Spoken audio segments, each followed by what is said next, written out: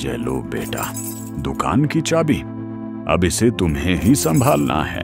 आपको कितनी बार समझाया पिताजी, मुझे नहीं बेचने ये काजू बादाम किशमिश। बेटा, अगर इतना ही स्वाभिमान है तुम में, तो स्कूल में क्यों पढ़ाई नहीं की? मेरा स्वाभिमान जिंदगी में कुछ अच्छा करने के लिए है पिताजी। आजकल तो 85% वालों को भी कॉलेज में एडमिशन नहीं मिल रहा, और तू तो बस किसी तरह पास हुआ है। कॉलेज वाले तुझे दरवाजे पर भी खड़ा नहीं होने देंगे। देख लेना पिताजी, एक दिन मेरा भी टाइम आएगा। इतने सालों में तो बस फिल्मी डायलॉग ही सीखा है, इसलिए तुझे अपनी पुरानी पुश्तैनी दुकान की जगह एक जनरल स्टोर खोल के दे रहा हूँ, वो भी बड़े शॉपिंग कॉम्प्लेक्स में। संदीप के पिता ने उसको एक शॉपिंग कॉम्प्लेक्स में छोटा सा प्रोविजन स्टोर खोल दिया। काम छोटा ही था, पर बिजनेस में उसके पैर जमने लगे थे। संदीप के पिता खुश थे कि चलो लड़के ने ज्यादा कमाया नहीं, पर कम से कम पैसा गवाया भी नहीं। संदीप अक्सर अपने कस्टमर्स से बातचीत किया करता था और उनका हाल चाल पूछता था। क्यों मौसी, आज बहुत दिनों बाद सामान खरीदने आई? क्या बताऊं बेटा, थोड़ा बीमार हो गई थी। मेरे बेटे सब फॉरेन में है ना, तो अकेले ही सब घर में देखना पड़ता है। मैं तो बस अकेले ही रह गई। अरे अकेले कैसे मौसी, मैं भी तो आपका बेटा हूँ। आपका जब भी मन करे अब मुझे फोन पर ही ऑर्डर दे दियो करो मौसी, मैं सारा सामान आपके घर पर ही पहुँचा दिया करूँगा, पलक झपकते ही। बहुत ही भला लड़का है रे तू, भगवान तुझे बहुत तरक्की दे। लेकिन संदीप की इस उदारता से उसके पिता थोड़े परेशान रहते थे। बेटा संदीप, तू मेहनत कर रहा है ये अच्छी बात है, पर तू इस तरह लोगों के घर सामान पहुंचाएगा तो प्रॉफिट कैसे कमाएगा रे? तुझे ज्यादा प्रॉफिट कमाने का सोचना चाहिए। लोगों की इस तरह हेल्प करके बिजनेस नहीं चलेगा। तभी उस शॉपिंग कॉम्प्लेक्स में ठीक उसकी दुकान के सामने जेनिथ मेगा मार्ट का आउटलेट खुल गया। वो एक बहुत बड़ी रिटेल चेन का हिस्सा था, जिसकी पूरी दुनिया में धूम थी। अरे यार, ये Sandeep general store zenith mega mart के सामने कैसे टिकेगा? कुछ ही दिनों में संदीप की सेल्स एकदम कम हो गई।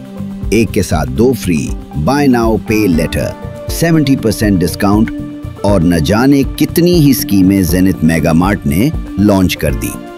देखते ही देखते वो किट हो गया। लेकिन फिर भी कंपटीशन से डरकर संदीप ने लोगों के घर सामान पहुंचाना नहीं छोड़ा। उसके कस्टमर्स कम होते गए, लेकिन फिर भी जैसे तैसे उसका काम चलता रहा। संदीप बेटा, मुझे लगता है कि इस कंपटीशन में तुम सरवाइव नहीं कर पाओगे। मैंने दुकान बेचने का फैसला किया है।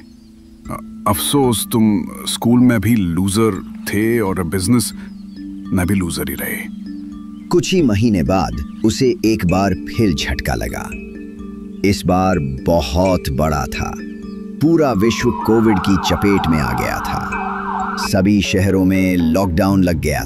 संदीप का काम लगभग ठप ही हो गया था, लेकिन उसकी दुकान बिकने से बच गई, क्योंकि कोई उसे खरीदने वाला ही नहीं था। पर जैसे ही लॉकडाउन खुलना शुरू हुआ, तो उसका फोन बजने लगा। एकदम से घर में सामान मंगवाने की होड़ सी लग गई।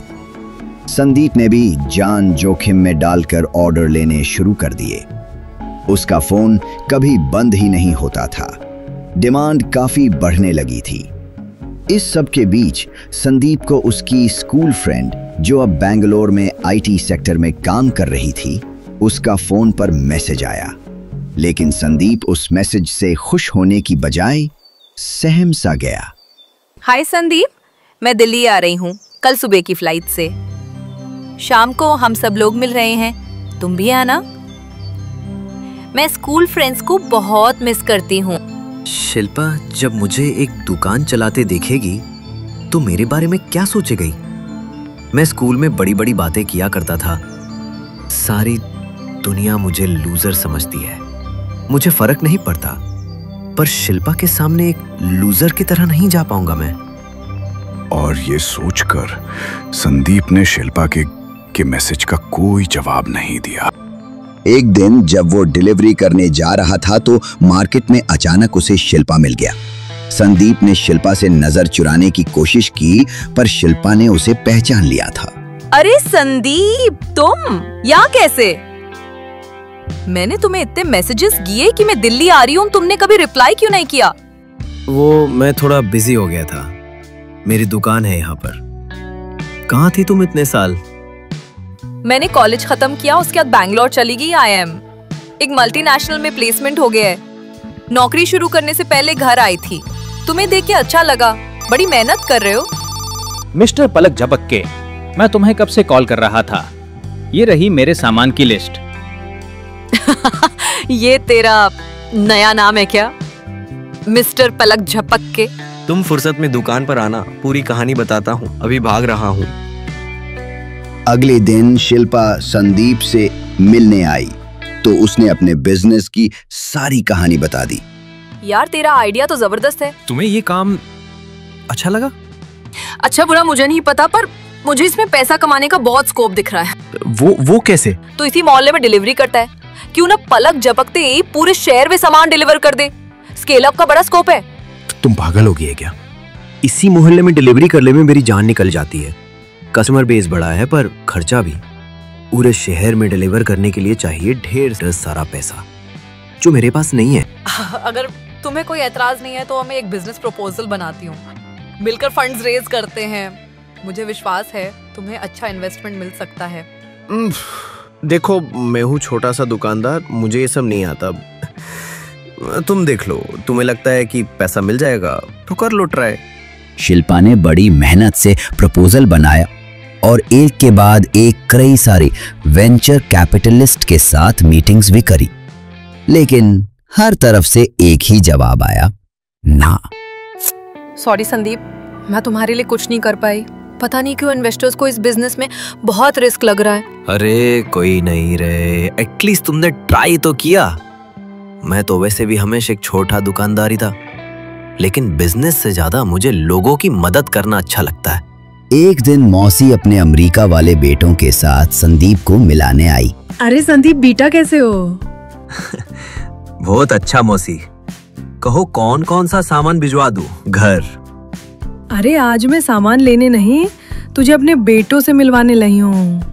ये अमेरिका में रहते हैं और इंडिया में कुछ इन्वेस्टमेंट करना चाहते हैं। और शिल्पा ने अपना बिजनेस प्रपोजल मौसी के बेटों को बता दिया।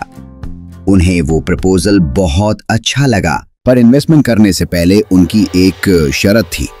तुम्हारा आइडिया बहुत अच्छा है, लेकिन तुम्हें अपने फेवरेट कस्टमर्स की लिस्ट हटानी होगी और सब डिलीवरी के लिए कॉमन चार्जेस रखने होंगे। सॉरी सर, मैं ये प्रपोजल एक्सेप्ट नहीं कर सकता।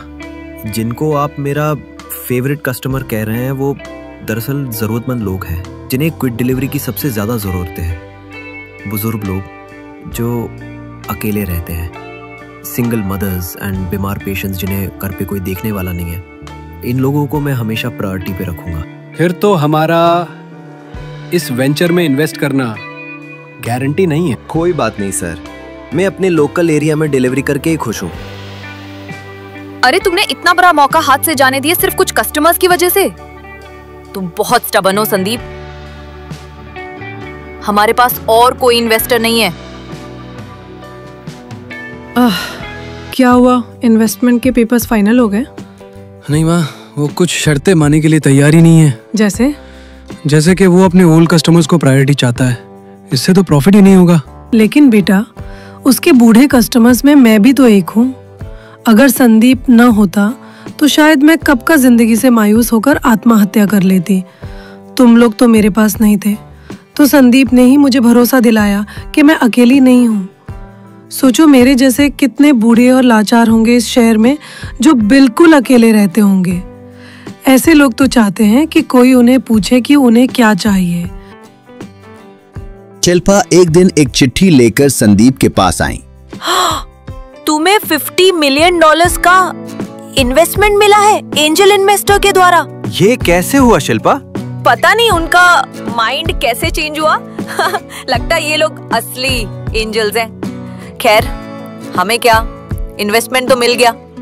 मुझे काम पे रखोगे तुम मिस्टर स्टार्टअप इंडिया? अरे तुम तो को फाउंडर हो, पलक झपकते ही। कुछ ही सालों में पलक झपकते ही पूरे शहर में छा गया। संदीप और शिल्पा स्टार्टअप इंडिया के ब्रांड एम्बेसडर्स बन गए। कंपनी का बड़ा ऑफिस बन गया। एक दिन संदीप वापस उस दुकान पर गया जहां से यह सिलसिला शुरू हुआ था। Sandeep general store. उसे देखकर जेनिथ मेगा मार्ट का मैनेजर उससे मिलने आ गया। सर, पता नहीं किस मुंह से बोलूं। अगर पलक झपकते में कोई काम मिल जाए तो आपका बड़ा एहसान होगा। जेनिथ स्टोर तो किसी भी वक्त बंद हो जाएगा। ये मेरा कार्ड है, कल कॉल कर लेना। मैं कुछ मदद कर पाया तो जरूर करूंगा। Thank you sir, thank you so much.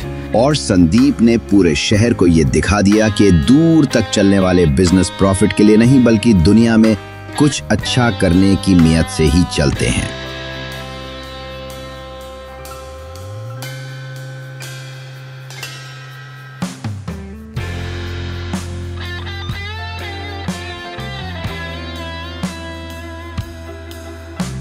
अगर आपको ये वीडियो अच्छा लगा तो इसे प्लीज लाइक करना ना भूलिए। और अगर आपको इस तरह के आम जिंदगी से जुड़ी कहानियां सुनना पसंद है तो इस चैनल को जरूर सब्सक्राइब कीजिए ताकि आप कोई वीडियो मिस ना कर पाएं। Thank you for watching and supporting us.